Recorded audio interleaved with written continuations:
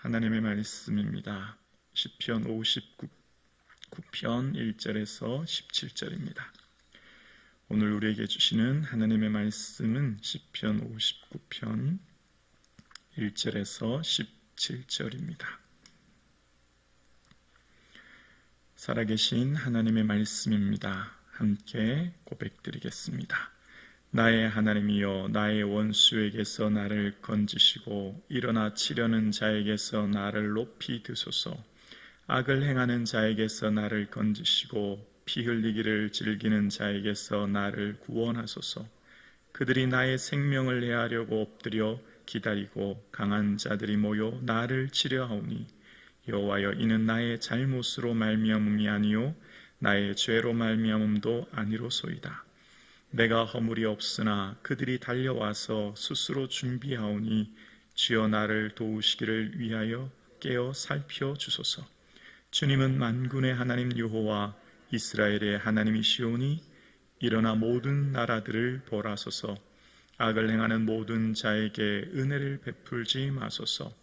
그들이 정으로 돌아와서 개처럼 울며 성으로 두루 다니고, 그들의 입으로는 악을 토하며 그들의 입술에는 칼이 있어 이르기를 누가 들으리요 하나이다. 여호와여, 주께서 그들을 비웃으시며 모든 나라들을 조롱하시리이다. 하나님은 나의 요새이시니 그의 힘으로 말미암아 내가 주를 바라리이다. 나의 하나님이여, 그의 인자하심으로 나를 영접하시며 하나님이 나의 원수가 보응받는 것을 내가 보게 하시리이다. 그들을 죽이지 마옵소서. 나의 백성이 잊을까 하나이다. 우리 방패 되신 주여, 주의 능력으로 그들을 흩으시고 낮추소서. 그들의 입술의 말은 곧 그들의 입의 죄라. 그들이 말하는 저주와 거짓말로 말미암아 그들이 그 교만한 중에 사로잡히게 하소서. 진노하심으로 소멸하시되 없어지기까지 소멸하사, 하나님이 야곱 중에서 다스리심을 땅 끝까지 알게 하소서. 그들이 점으로 돌아와서 개처럼 울며 성으로 두루 다니게 하소서. 그들은 먹을 것을 찾아 유리하다가 배부름을 얻지 못하면 밤을 새우려니와, 나는 주의 힘을 노래하며 아침에 주의 인자하심을 높이 부르오니, 주는 나의 요새이시며 나의 환난 날의 피난처심이니이다. 나의 힘이시며 내가 주께 찬송하오리니, 하나님은 나의 요새이시며 나를 긍휼히 여기시는 하나님이시니이다. 아멘. 예수님 더욱 사랑하시는 저와 여러분 되기를 주님의 이름으로 축복합니다. 아멘. 오늘 시편 59편의 1절을 나로 시작하고 있습니다. 특별히 1절로부터 시작되는 오늘 시편은 어느 시편보다 나에게 집중하고 있는데요. 1절 말씀입니다. 나의 하나님이여, 나의 원수들에게서 나를 건지시고 일어나 치려는 자에게서 나를 높이 드소서. 2절이요. 악을 행하는 자에게서 나를 건지시고 피 흘리기를 즐기는 자들에게서 나를 구원하소서. 오늘 시편의 다윗은 나의 하나님으로 고백하며 나의 삶을 지금 아뢰고 있는 것을 봅니다. 오늘 시편에 등장하는 관계가 특별히 있는데요. 나로부터 주목합니다. 먼저 나의 아픔을 하나님께 아뢰는 겁니다. 그리고 악을 행하는 자, 피 흘리기를 즐겨하는 자들은 3절 이하의 그들이라고 표현합니다. 나를 괴롭게 하고 고통스럽게 하는 그들입니다. 자, 이 관계, 나와 그들의 관계는 예수를 믿는 사람이나 믿지 않는 사람이나 모두에게 존재하는 관계이지요. 나와 그들, 나와 너라고 하는 관계입니다. 그러나 믿는 자들에게 있는 한 가지 관계가 더 있습니다. 바로 나와 주님과의 관계지요.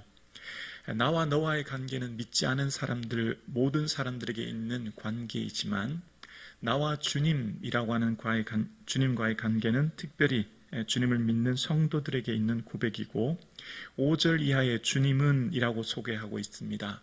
나와 주님과의 관계를 소개하고 있는 것이죠. 그래서 오늘 본문은 특별히 다윗이 절망스럽고 고통스러운 상황 가운데 나와 그들만의 관계를 생각하지 않고 누구를 생각할까요? 나와 주님을 생각하는 거예요. 나와 주님과의 관계를 생각하며 주님을 바라보며 이겨낸 것이죠. 이것이 믿는 자들의 믿음의 눈인 것입니다. 이 세상을 살아가는 모든 사람들, 나와 너와의 관계를 말하지만 우리에게는 또 다른 관계가 있습니다. 나와 주님과의 관계가 있는 것이죠. 자, 오늘 다윗은 나에게 집중하면서 나를 공격하는 그들은 악을 행하고 피 흘리기를 즐겨하는 사람인데요.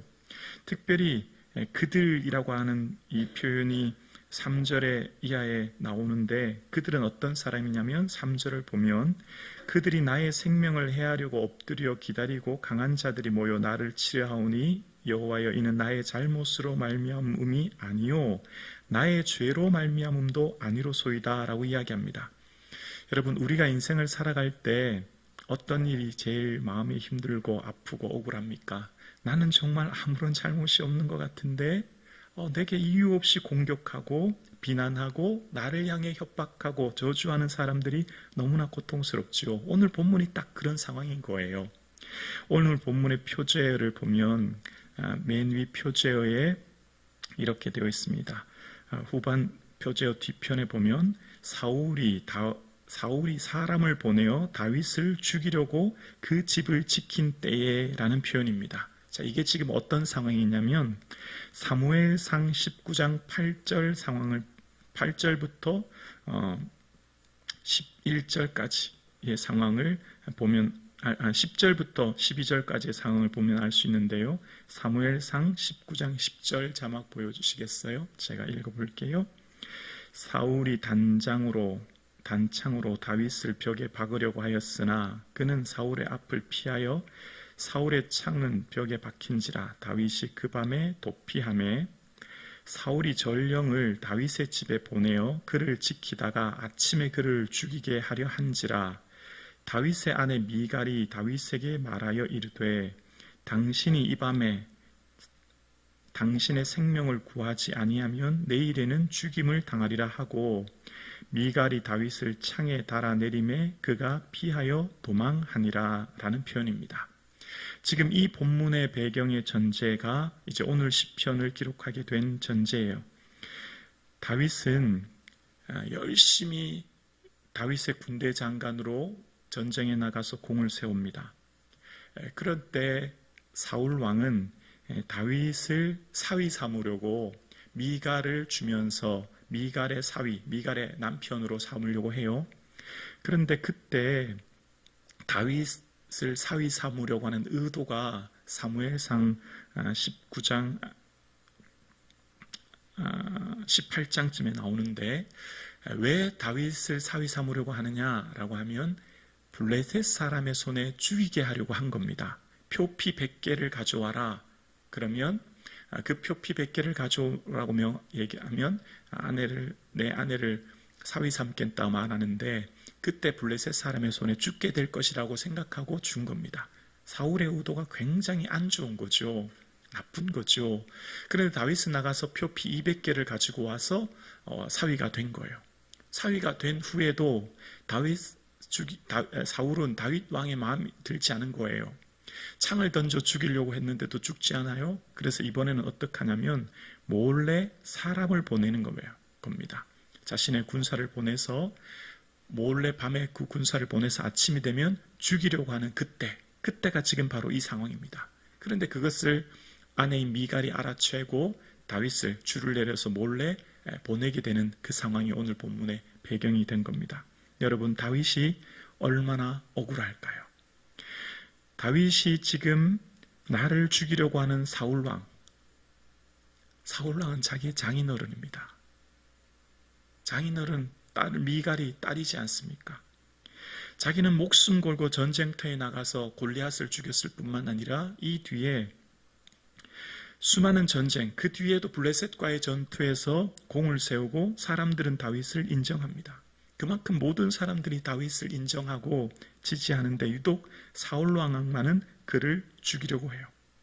그리고 사람을 보냈을 때 미갈이 그것을 알고 창을 달아서 다윗을 몰래 도피시키거든요. 그때 전령들이 아침에 와서 보니까 다윗을 잡으려고 하니까 미갈이 지금 내 남편이 병이 들었다. 그랬더니 사울왕이 다시 전령이 사울왕에게 그렇게 사울이 얘기하죠. 다윗이 병들었다고 합니다. 그랬더니 사울왕이 정말 병이 들었느냐? 정말 아픈지 내가 확인하게 보려 한다.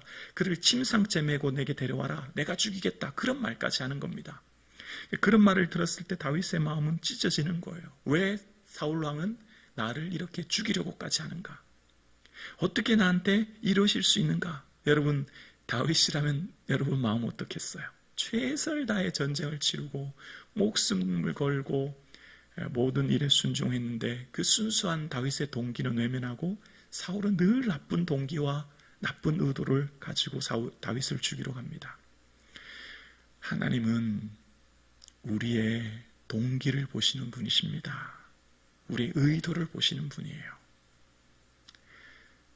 하나님은 우리의 순수한 마음과 의도를 다 아시는 줄로 믿습니다.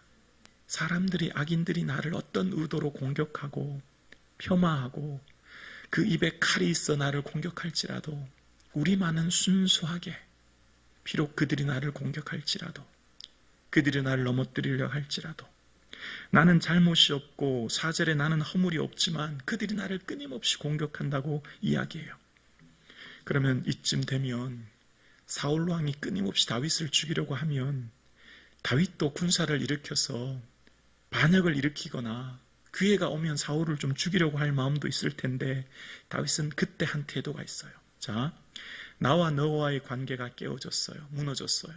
나는 의도하지 않지만 너가 나를 향해 비난합니다. 나는 순수한 동기로 하지만 그는 나쁜 의도로 나를 끊임없이 공격하는 거예요.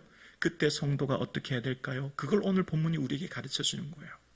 그때 본문이 5절입니다. 5절에 보면 주님은 만군의 하나님 여호와 이스라엘의 하나님이시오니 일어나 모든 나라를 보라소서. 악을 행하는 모든 자에게 은혜를 베풀지 마소서. 주님은 모든 만군의 하나님이시지 않습니까? 전능하신 능력의 하나님이시죠. 일어나 모든 나라를 심판해 주십시오. 그렇게 이야기합니다. 그리고 하나님 앞에 내 마음을 솔직하게 아뢰는 거예요.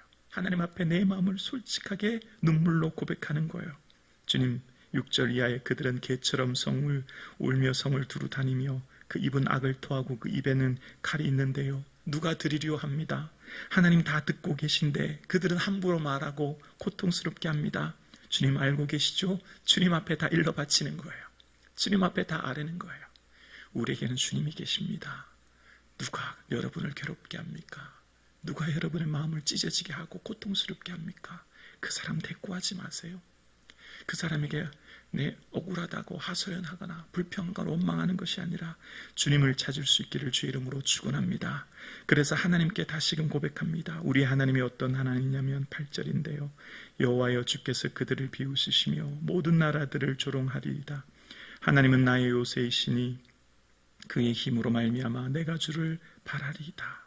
하나님께 내 마음 쏟아놓고 하나님 내 요새이시며 하나님 내 힘이시며 그래서 내가 주님을 바라봅니다 라고 고백합니다.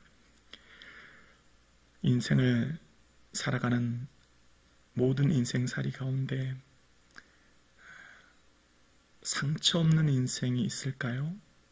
타인과의 관계 속에 고통받지 않는 사람이 있을까요? 모든 사람은 다 관계로부터 아픔과 상처 속에 산다 생각합니다.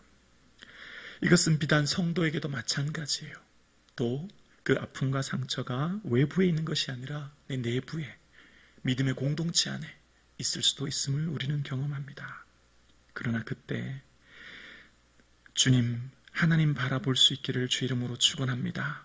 그래서 11절과 15절에 그들에 대해서 내 마음을 아뢰는 거예요. 하나님 그들을 진노하시고요 소멸하시고 그들의 입술의 말로 인해 그 거짓말로 인해 내가 고통받지만 하나님 그 모든 것 들어주세요라고 고백한 후에 16절 이렇게 고백합니다. 16절입니다.